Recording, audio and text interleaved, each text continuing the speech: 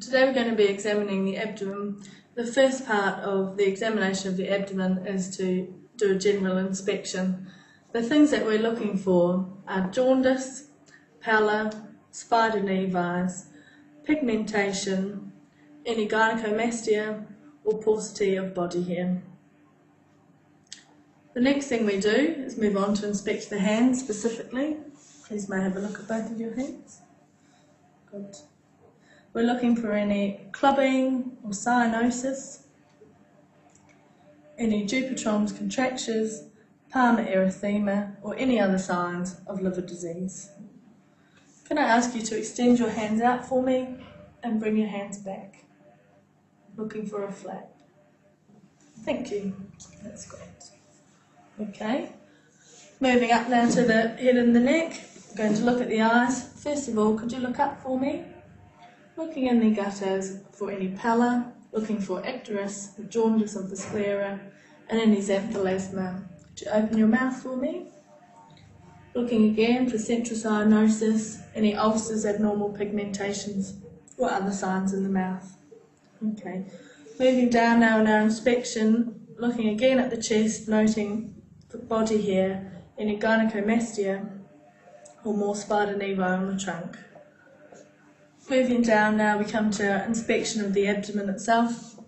The things that we're looking for here are any abnormal distension, any masses, any distended veins, or any abnormal pulsations.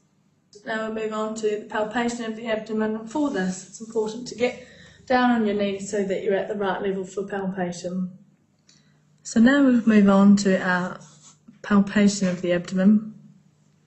Starting with palpation with light touch, asking the patient if they've got any areas of tenderness. Have you got any tenderness in your tummy? No. Can you let me know if anywhere's tender? Okay. Lightly palpating in each of the 9 areas of the abdomen.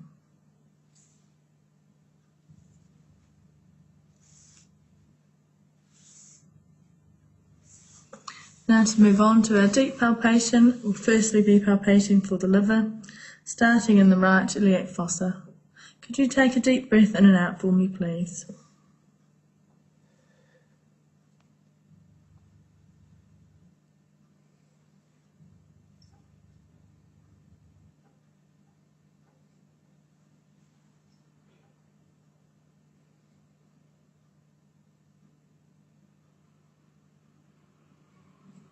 Okay, starting again in the right iliac fossa, moving diagonally over to the left hypochondrium to feel for any enlarged spleen. Again, you take deep breaths in and out for me.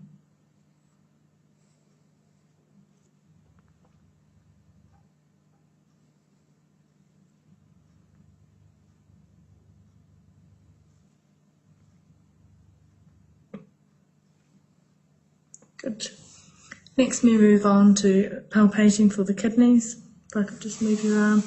You need to get one arm underneath the patient, one hand on top, and you gently try to ballot the kidneys upwards and feel between your hands for any enlargement. And again, over to the other side.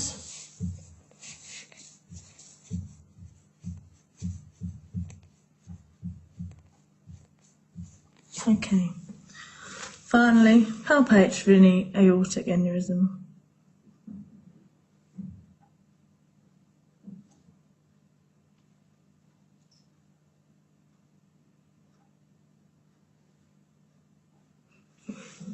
Next, moving on to percussion.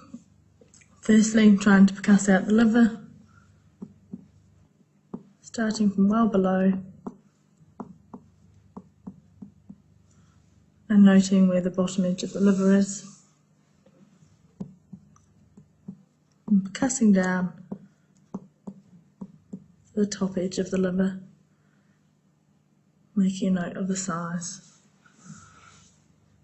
And percuss again over the left hypochondrium. Finally, percuss for shifting dullness,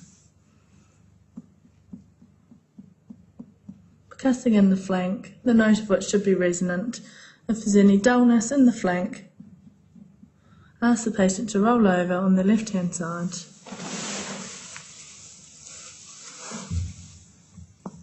and percuss again to ensure the dullness has shifted. Right, finally we auscultate the abdomen.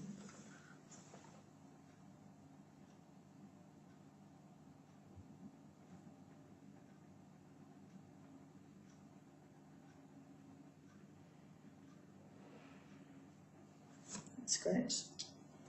Now we can ask a patient to sit forward. Would you mind to sit up for me?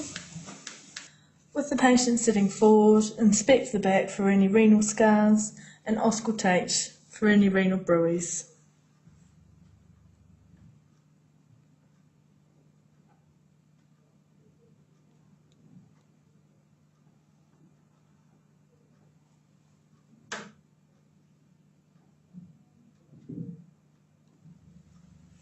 While the patient is sitting forward, we can complete our examination by feeling for any cervical lymphadenopathy.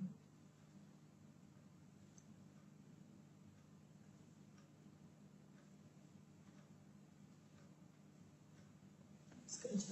The final part of the abdominal examination involves an examination of the inguinal area, looking for inguinal lymphadenopathy, an examination of the external genitalia and a rectal examination.